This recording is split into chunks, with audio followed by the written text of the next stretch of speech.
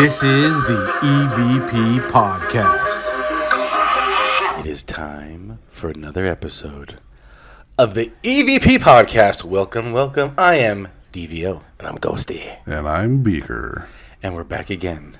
And we were so spooked from Ghosty's last adventure in Alcatraz. But we came back. We're back. Now we're talking about more spooky things. Yeah, I didn't really have COVID. I was just afraid of Alcatraz.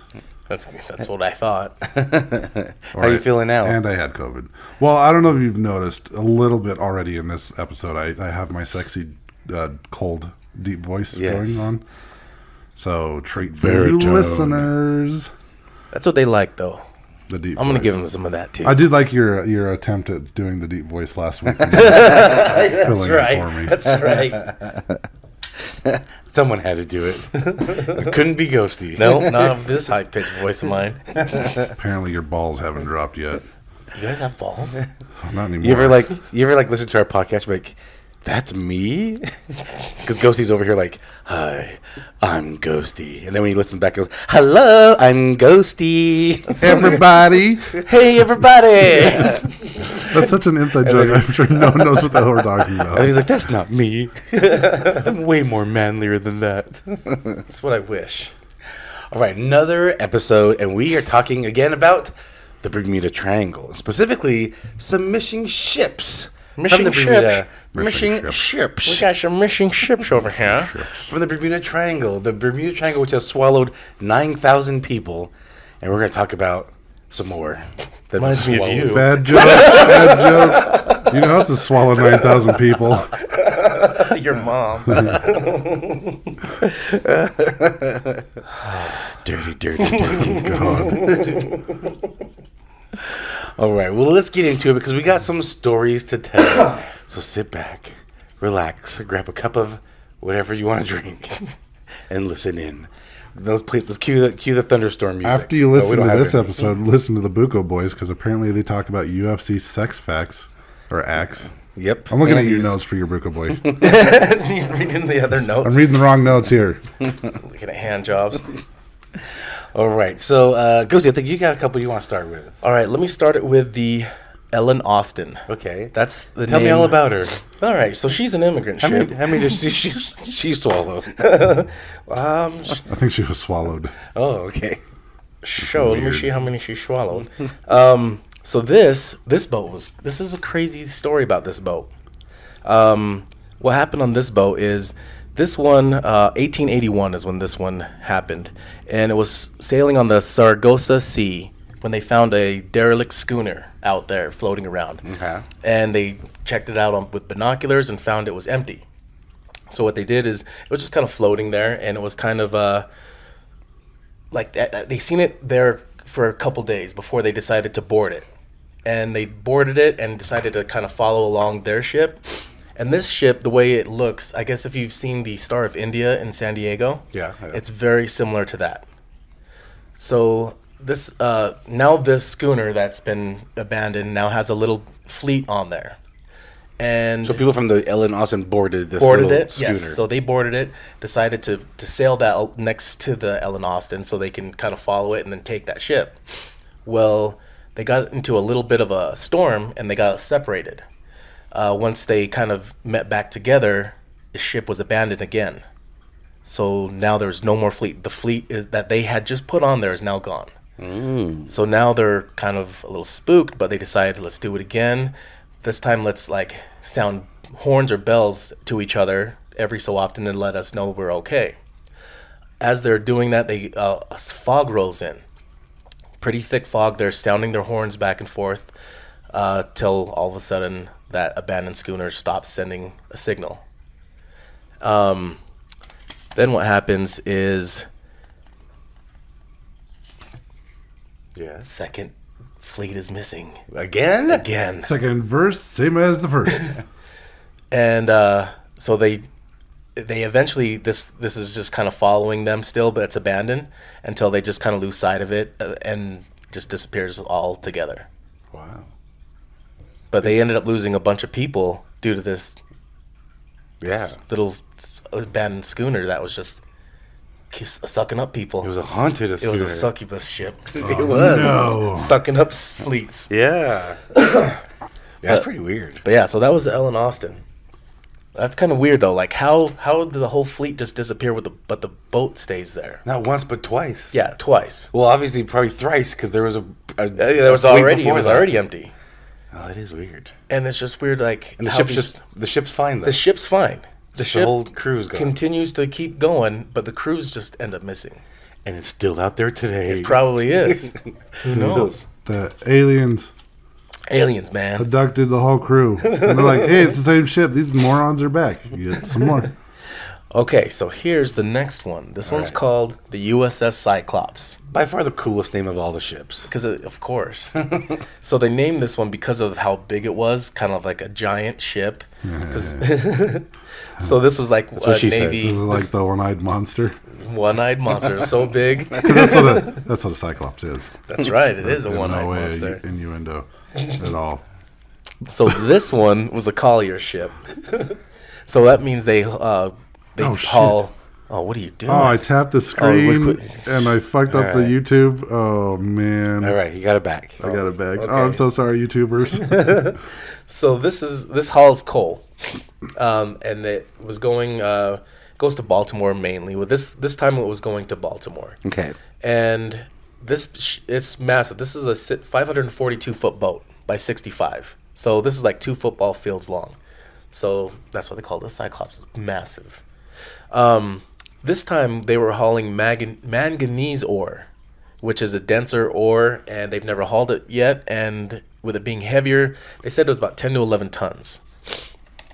Anyways, they were coming up. They say they were coming up with some issues while it left, because it was supposed to just go straight to Baltimore, but instead it made a couple stops. One of the stops, the last stop, was in Barbados, which it was never supposed to make that stop. They said they made that stop mainly for more supplies, which it was already supplied to make it to its destination. So they are really iffy on why it made that stop. The captain had some urges. Oh, this is another thing. He's like, hey, there's a nice little island over here. Let's make a little It's pit like stop. Tortuga. Yeah. Yeah, it probably had It's a whore port. some fire. He had to put the fire out in his loins, Yeah. maybe. So this was back in 1918, and they were about to make this trip to Baltimore. They stopped there in Barbados, and this was on March 4th.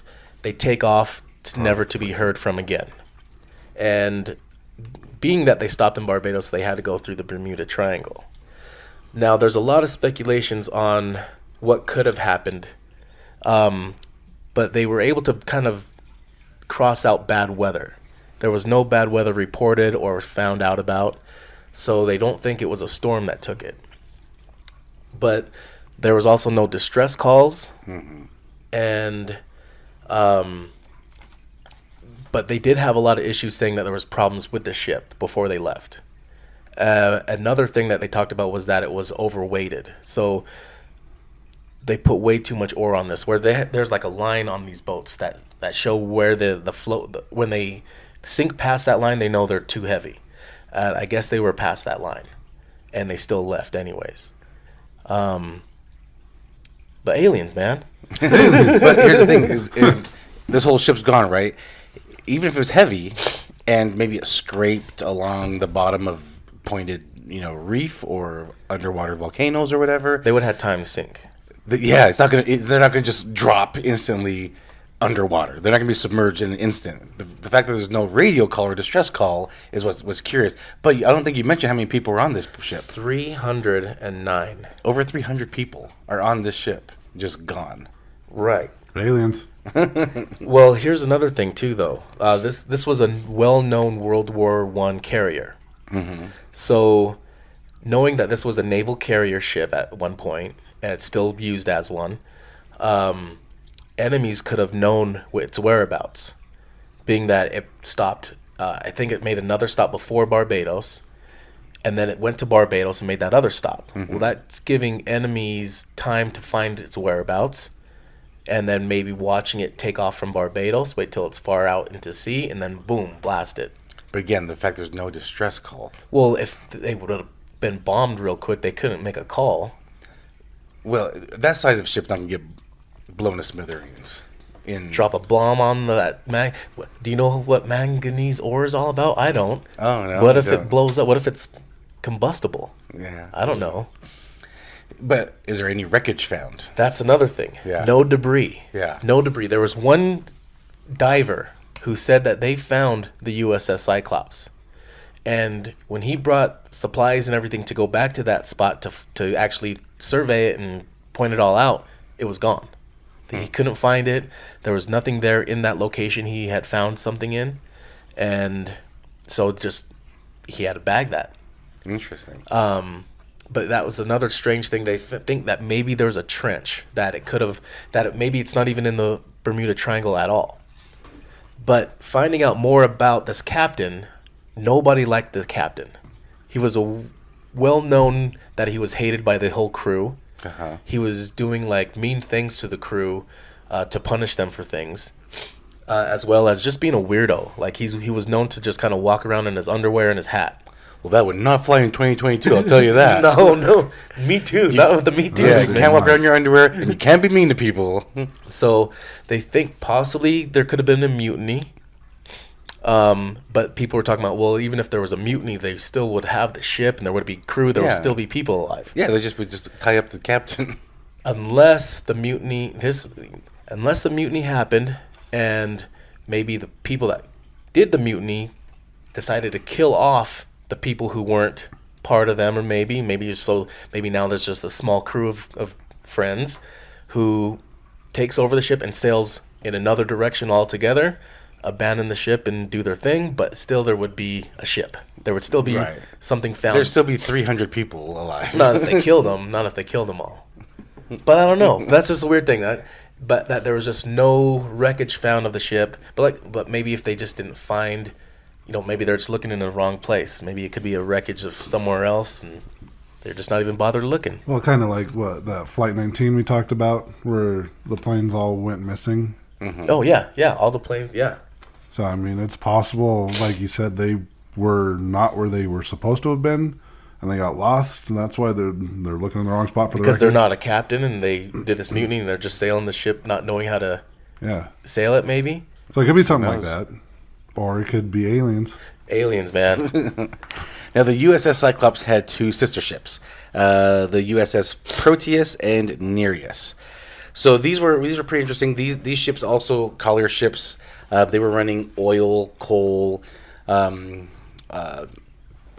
to other ports and so forth, and they were traveling all over the seas. They did its job. But after World War I, they were delivering to places like the Pearl Harbor and in the Caribbean. Now the Proteus, it left in November of 1941, 58 people on board. And they were going from St. Thomas, the Virgin Islands, to Norfolk, Virginia. And within a few days, this ship was gone. So in that route from St. Thomas to Norfolk, this ship disappeared. The USS Nerius, in December, so like within a month of this ship, was on this exact same route. And they had 61 men on board. And it also disappeared. So within a month of each other, on the same route, both of these ships disappeared, doing the same route. There was speculation, because again, this was right after the war, that maybe some German U-boats might have sunk them, might have blown them up. But again, no debris has been found. There was no record of Germans in the area. The Germans have denied it. They said we didn't have any ships in that area. We didn't really have plans to do that. So that was just a rumor that maybe the Germans had sunk these ships. But again, no Germans were in the area. The Germans have denied it, and again, there's no debris. But again, the thing is, no debris and no, again, stress calls. No stress calls of the ship. And people in general. Yeah, no people. So no people lie either. Yeah, true. So everyone tells the truth all the time. But the mystery is, no distress call, no debris found. Just the entire ships are also missing from the route of the Virgin Islands to Virginia. Spooky. Aliens, man. Aliens. All right, Beaker, you got a one or two there. But yeah, mine were found though. Well, tell us about it. Oh, okay. So the first one, for those of you that have seen Close Encounters of the Third Kind, I am not included in that category. I need to watch that movie. But this, I haven't seen it this either. first one is actually kind of featured in this movie a little bit, I guess. It's called the USS Cotopaxi. First came around in 1918, I think is when it was built. And this ship is actually, at least once before its disappearance, had actually run aground and been damaged. And it took something like the equivalent of today's money, like $3 million to fix this ship. Oh, wow. After it ran aground. It was another just kind of like cargo supply ship. It would deliver coal, and it would go from like Miami or from Florida and that down to South America and back. Just transporting coal. I guess in 1925, on one of its trips, it left Charleston, South Carolina, actually, and was on its way to Havana, and they had this one. It was hauling coal, and there was like 32 people aboard. At one point, I think it was when they were on their way back, they actually sent out a distress call saying they were taking in water during a tropical storm, and that was the last anyone heard or saw of the ship, or so we thought, until 2020, recently actually. Okay. January 2020, so 2 years ago. There was a ship that was actually found off the coast of St. Augustine, Florida in 1985, I believe. And no one knew what the ship was. They couldn't identify it. They didn't know the markings or anything like that. And at one point, I think they actually just started calling it the bear ship.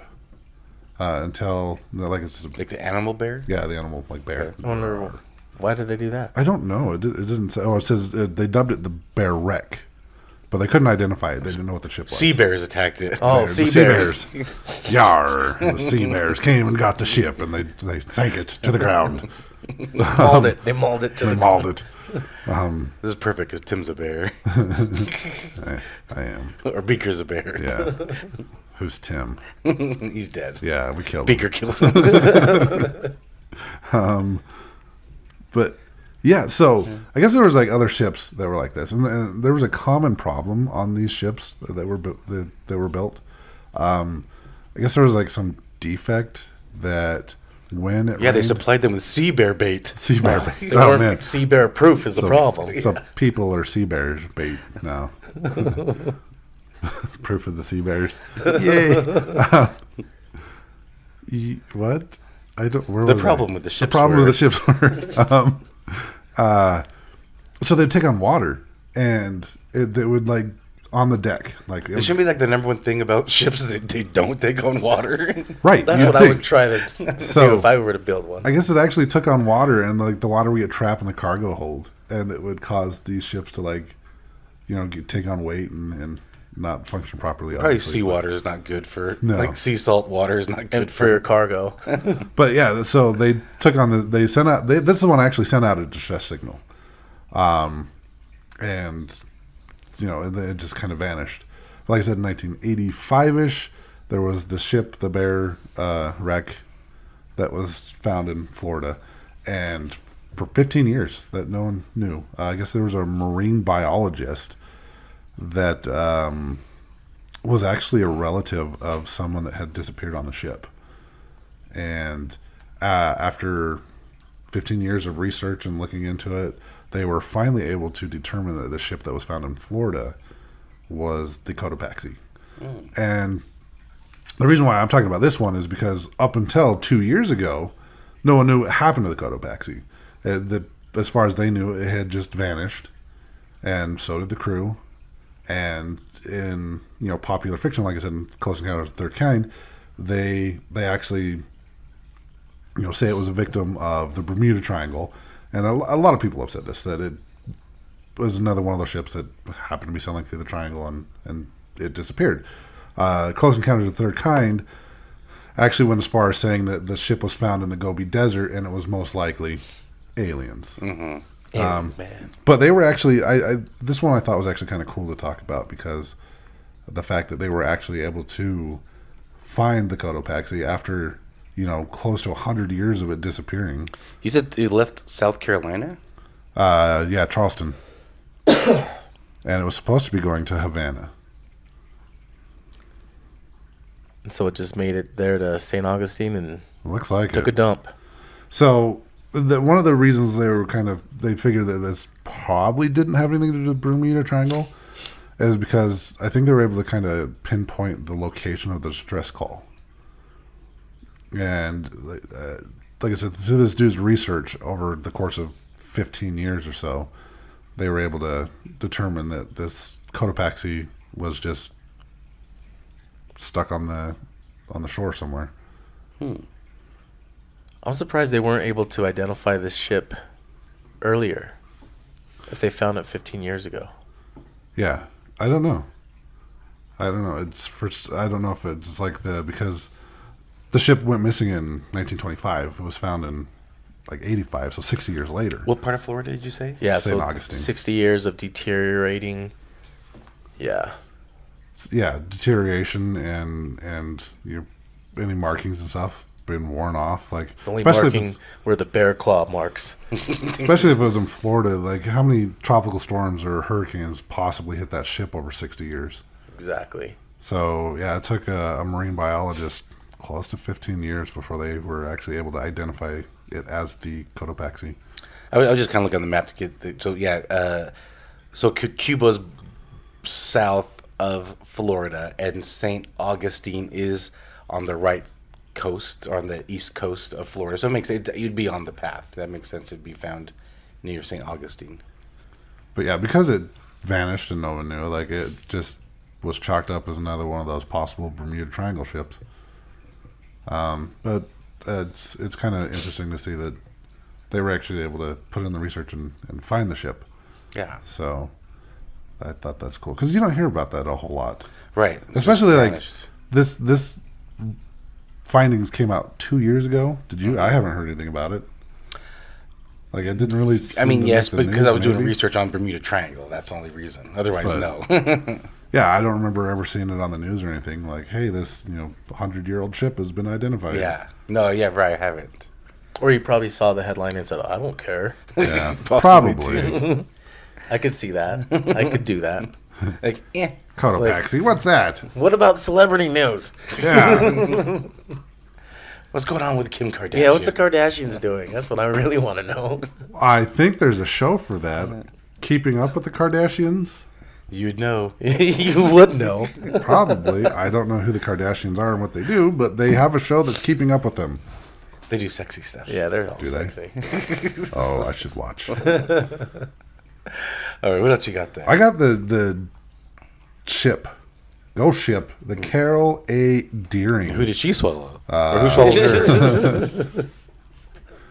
I like how they love name them after women, the ships. I know. Well, yeah, all the It's vessels. romantic. I like The it. Queen Mary. I like it. I think it's romantic. Well, if you notice, even cars are all girls too. Yeah, no one wants to ride a dude. I don't say that. I agree. Unless it's the SS Patrick Wilson. It's like no one's. I was the seaman aboard the SS Steve. Like, It's on the SS Patrick Wilson. all ships are female because they get boarded. I don't know. There's the Black Pearl though. That was a real ship. Yeah, it's a real ship. Seven Seas. Well, tell us about good old Carol Deering. Oh, it was a Sooner. Okay. Yeah, it was a Sooner. It was about the same time actually. It was in 1921, I think, is when this one disappeared. And it had a small crew. It was only something like 19 people. But it went out to do stuff. It was supposed to. I don't think this one did a distress call either. I think it just kind of disappeared. But from what I understand, they actually found this ship as well, and it was abandoned. There was just nobody on it. How many people were supposed to be on it? I think it was 19. Okay. Yeah, there was stuff. It just disappeared. To thin air. Yeah, it's into thin air. Ghost. And then they found aliens. it. Then they found it. They did find it. So yeah, it was 1920. It set off from Puerto Rico and arrived at the Newport. One of the points of the Bermuda Triangle. To pick up coal. So what I'm getting from these Maybe stories coal is are, haunted. Don't deliver coal. Well, they're just getting like bad coal. It's combustible, and as soon as it gets wet, boom, it just blows up. Because it gets wet. Wet coal. Yeah, I think that's a thing now. Only in the Bermuda Triangle. Yeah. Like, I think the moon has to be right, and the eels have to be having sex. Yes. As soon as the eels are mating, But eels don't have sex. the ore is combustible. Okay. It's The friction of the eels. It causes something in the air, and or combustible. Probably. Moisture probably does something too. But this one, I guess their Captain Merritt, on the way to its destination, he got ill, really sick, and decided to turn the ship around and go into port in Delaware to drop off Merritt and his son. And then they were supposed to, after they dropped him off, they were supposed to go down to Rio and arrive in September 8th, I think, is when they ended up in Rio. And they got there, they picked up the cargo, no problems.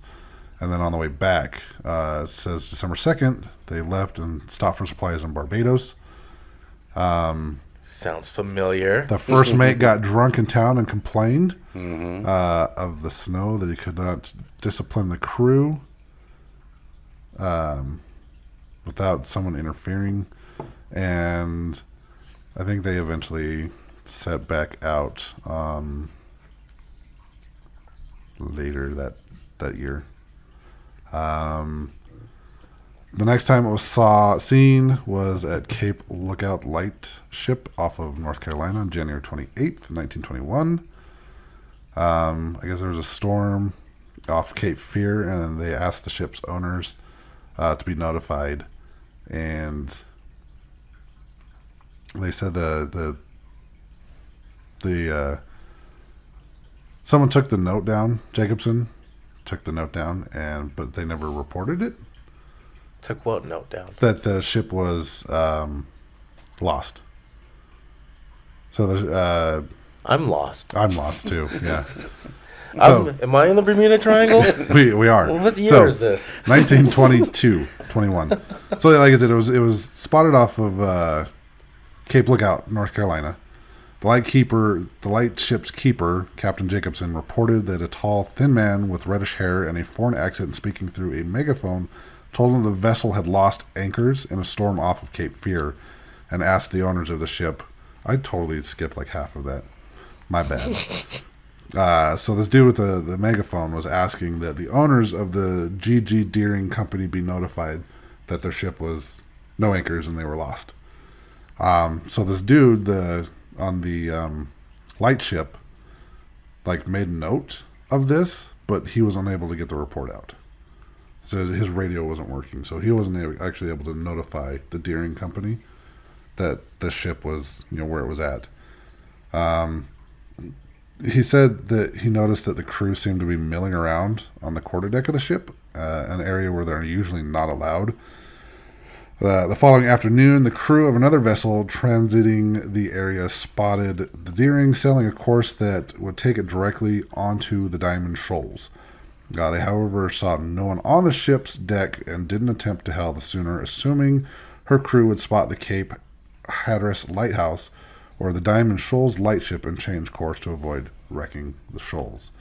And that was the last time anyone saw it, really. And then they ended up finding it recently?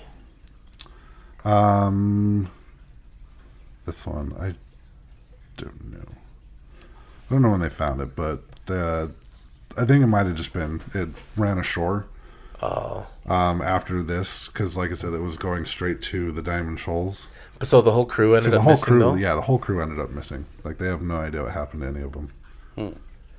That is weird, though. So yeah, it was just, like I said, that one ship, they saw it, there was no one on the deck, and they just figured, they didn't try to hail them or anything, they just figured, they would see the light ship or they would see the lighthouse and correct the course, and I guess it just ran aground. And the crew on the entire ship, crew, they were just like, they had no anchors. They couldn't like slow down or stop or anything. So, and did then they not I have guess any... when they got to the ship, they found the wreckage. There's just nobody there. So they didn't have any lifeboats back then? I guess not. Depends how big it is. If it's not it was big. just sooner. It was, in 1921 is when this happened. So I have no idea. Maybe they could have got them on lifeboats. And maybe these are the reasons why they're now required. Yeah. All right. More spooky tales. All right. The next one is about this sailor named Joshua. I don't know if I'm saying his last name right, but Slocum, I believe is his last name. He's born in Nova Scotia in a port. Basically lived off of ports and sailing his whole life. Interesting thing about him is he is the first person to sail around the world. So this guy is a pretty interesting guy. So kind of his story. He is one of, I think I read 11 kids, and he's been trying to run away from home. And after his mother died, I think it might have been giving birth to one of his last sibling. I can't remember, but anyway, that was when he's like, all right, I'm out of here now. So he left when he was 16 and became a seaman. Just went out on the seas with one of his best friends, and he had just been sailing ever since he was 16 at this point. At age 18, he became a second mate. And between the ages of his 20s to 40s, he was the master of 8 ships, 4 of which he owned. So he started doing pretty well for himself. Actually became known as one of the best sailors in the world at this point. And during those 30 years he'd been sailing, in just those time he encountered many hardships during the ships that he was the master of. They came across sickness, disease, sea bears, shipwrecks. They didn't come across sea bears, but they did come across pirates, which he did kill a pirate. He went to trial. He was I can't remember what it was called, but not found guilty. Acquitted? I can't remember if that's the word. It could have been. He himself had 7 children. All of them were either born at sea or at a foreign port. Like his whole life has just been out to sea. Again, he was listed as probably one of the best sailors in all time. The land. And Captain Jack Sparrow. He's better than Captain Jack. No, he's better than Captain Jack. Joshua Slocum is. I'll tell you that. Joshua Slocum, Jack Sparrow, same initials. Could be the same guy. It's what's it called when they mix the words around? An anagram? Yes, yeah. But anyway, July 1895, he set sail to go, to go around the world. From July 1895 to June 1898, so basically 3 years, he circumnavigated the globe of 46,000 miles. His wife did pass away, and he remarried. His wife, though, she like I said, 7 of his kids were either born at sea or at a foreign port. His first wife was all about the sailing life. She was all about it. His second wife, not so much. It was his cousin, so that's Ew. Yeah. Also so born she at wasn't port. quite the sailor. So they had a house out in Martha's Vineyard, and during the cold winter months, he would leave. He would go out to like the Bahamas, the Caribbean. He would go somewhere else during the winters. He would set sail for somewhere else, and in 1899, so a year after he had circumnavigated the world, he wrote his book. It was a national bestseller, still known today. It's called Sailing Alone Around the World. It's a bestseller. He made a lot of his money when he wasn't sailing, doing lectures and speeches about sailing and so forth. And in November 1909, at the age of 65, he left his home in Massachusetts, was going to the West Indies, just a regular trip that he takes because, again, I think he's just escaping the winter. And he was going to go to the West Indies and do his own thing. And, his wife, his second wife at the time was not big into the sailing, so she was just staying behind at their home. He was going to take off. And this man, who was proclaimed to be one of the best sailors in the world, was just never seen from again. Just vanished. A trip that he takes often, again, like every year, and he's been sailing his whole life, and a year after this voyage, or no, I take it back. About 10 years after he wrote his book is when he took this trip and was never seen from again. So spooky. Aliens. Spooky. Do you know what happened, really? The Earth's flat. And he just sailed right off the edge. He got to the edge. He found the edge. Found the edge.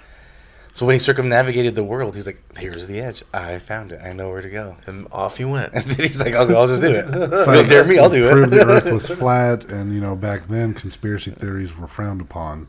So the government disappeared him. Yeah, there you go. He sailed off. You don't He tell knew the these people. truth, and he was going to tell people that the Earth is flat. And they said, we'll have none of that. Yeah. We want people to think the They world's... pushed him over. Pushed him over the edge. Literally. Like, enjoy space. Slocum. And that's why we have the Bermuda Triangle. Flat Earth. Ah, okay, that makes sense. That's the So center they of just it. sail right off of that. That's where the edge is. Yeah. It's in the middle of Bermuda Triangle. Right in the dead center. Where we travel frequently. Yep. Well, anyway, those are some interesting stories of missing ships from the Bermuda Triangle. So far, I think the Ellen Austin is probably the spookiest one. That's weird. They found it abandoned, boarded it. Yeah. That Well, crew's schooner. gone. Yeah, the schooner that the Ellen Austin found. Yeah. That's crazy. Boarded it, disappeared. Boarded again, disappeared. They're like, all right, we'll just leave it alone. And it's still out there today, Yeah. waiting for people to board it. I wonder Let's if do there it. are just a bunch of floating ships out there. Yeah, that's Let's a good get the point. drones out. That is We should good do a point. sweep of the ocean. Let's go collect all the ships we can find. Okay. Sounds like a job for the EVP podcast. Yes, sounds like Okay. something we can do. We'll get our alien friends on board. They'll help us scour the We know seas. aliens, so yeah. All right, interesting. Do you guys think the Bermuda Triangle's haunted? Haunted? Haunted. I don't know I mean, about if that. there's like ghost ships floating around out there, Or then, just ghosts holding on to abandoned boards, just floating out at sea still. well, you know, we just said there's possibly ships just floating around out there intact. I mean, there could be ghosts on the ships. Yeah, that's why it's a ghost ship. It's crewed by the ghosts. And Yeah. they're taking all the people. I mean, that's a good movie. I mean, the whole Ellen Austin and that schooner that it found. That's a good movie right there. That would be a good movie. I'd watch that. Who needs to make it? We can make it. Oh, Mike, Okay, yeah, we Michael- can make it. Michael Bay. Michael Bay. Yeah. We have iPhones. iPhones can make movies. Or My Stephen camera's King. better on my Galaxy. Stephen King can make that movie. Yeah. He doesn't do cocaine anymore, so I don't know if he'll make a good one. Let's give him some cocaine. Okay. We can also. That's another mission we can do. Get Stephen King back on cocaine. Yeah, let's get him back to on make the this wagon. movie. We're coming for you. Give him the story of the Ellen Austin. And like, we got a story for you. Man, they'd be like, oh, it's the EVP guys. I'm going to do Huge it. fan. Huge fan of you Did guys. you guys bring some cocaine? Because I'm ready to write this story. All right. But how does it end? I don't know. He's not good at those. I can tell you how it ends. I have it in my notes. Oh, he'll find a way to make it not end. Or end weirdly. Yeah, you would definitely screw that up. Just blow it up. Yes. All right. Fire. M. Night Shyamalan. Use the twist. Yeah, that'd be a good one. He'd be a good one for that movie. What would be the twist? Aliens. Aliens. Duh. Or the schooner's he's your done mom swallowing everybody. 306 people. 309. All at once. That's amazing. Well, that sounds more like a Brazzers video. Ghosts, you don't play that. Peace out, butterflies. Ahoy, mateys. This is the EVP Podcast.